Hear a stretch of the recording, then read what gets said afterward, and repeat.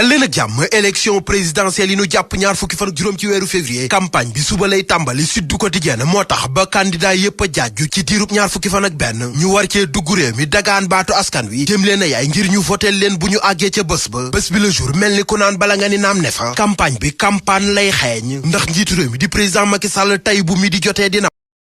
wax te li nu njort moo di day dàq élection yi Amadou Ba mi ab candidat nekk itam premier ministre njiitu réew mi dalal na ko démb ca palais ba laataa muy enregistré ca RTS waa Diomaye président ne xalaat randal élection yi haute trahison lay doon ci mim réew l'observateur ne adresse à la nation bi njiitu réew mi di amal ni ki tey ji nar naa dugg ci taarix journal Futurs Médias bi yokku ci ne ñetti fan ci weeru sulet la waxoon ba waxi code d'honneur tey ji nekk ñetti fan ci weeru février lum nar a wax waa PDS ne ñoom li nu bëgg mu wax ko moo di ñu randal élection yi ba fi ak juróom-benn weer te yemunu foofu ndax dugal nañ ab proposition loi ca pencum ndaw réew mi di Assemblée nationale coalition Diomaye président ne ñoom àndunu ci ñu randali élection tey ëllëg waxi nopp te loolee buñ ko naree def laaj na résistance surtout ne waa ex-Pastef kay menacé lañ def Vox Populi ne Karim Meïssa Wade kay fi mu toll moo toog ca Qatar di dicter loi bi fii ci Sénégal double nationalité bin ko jiñ ba tax ñu gàntal ab candidature am moo jur coow lii lépp ci Sénégal Libération ne coow lu ni mel itam moo topp Rose Wardini moom ab candidature am jàll na waaye gannaaw ba leen génn ay kayit yuy wane ni dafa am ñaari nationalité loolee tax ba dikk di division des investigations criminelles woolu ko ndaw si waxu leen lu leer tax ñu téye ko def ko garde à vue libé yokku ca ne gannaaw loolee itam enquêteurs yi gis nañ yeneen mbir ci kayit yi Rose Wardini bokk na ca escroquerie au jugement ak itam léexoor ci wàllu bind docteur Cheikh Tidiane Dièye ak professeur Daouda Ndiaye ñoom it bokk nañ ci ñi nu jiiñ double nationalité waaye weddi nañ ko ba mu set nekkat cet leen ca amul tribune ne li am kay moo di élection yi dinañ ko dàq te ci assemblée nationale lañ koy jaarale journal L'As na dëgg la PDS bind na aw kayit assemblée nationale ngir ñu toppale élection yi ba fi ak juróom-benn weer enquête ne fi mu toll kay lépp a jaxasoo njiitu réew mi tey ci midi lay wax démb dalal na Idrissa Seck Aminata Mbengue Ndiaye Amadou Ba ak ñeneen ca palais de la République Le Quotidien ne il est midi tey ci midi la njiitu réew mi di président Macky Sall di wax Les Échos ne fi mu toll dàq élection yi mën a tut a ñàkk njiitu réew mi dalal na démb ca palais ba premier ministre waa AFP waa PS ba ci sax waa conseil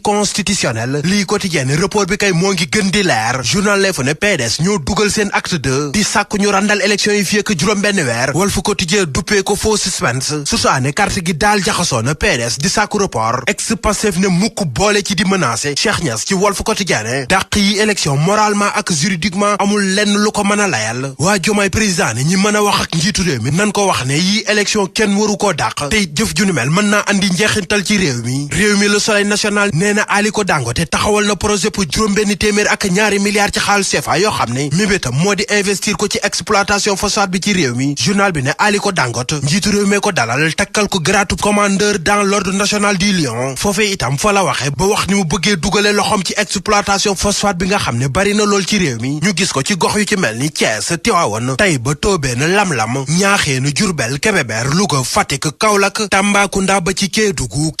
googee l'observateur nee na njombe dëgg moo fa am la fa xewoon comme film ay defkati ñaawteef di bandi ñoo yoroon i ngànnaay ak seenub oto maskaw di dajji butiku jàmbur yi ba rey fa ñeenti nit ba noppi yóbbu fay koppar sunu boroom yóbbu na Cheikh mboolem yéenekaay yi nu xëyandool ñoom ñëpp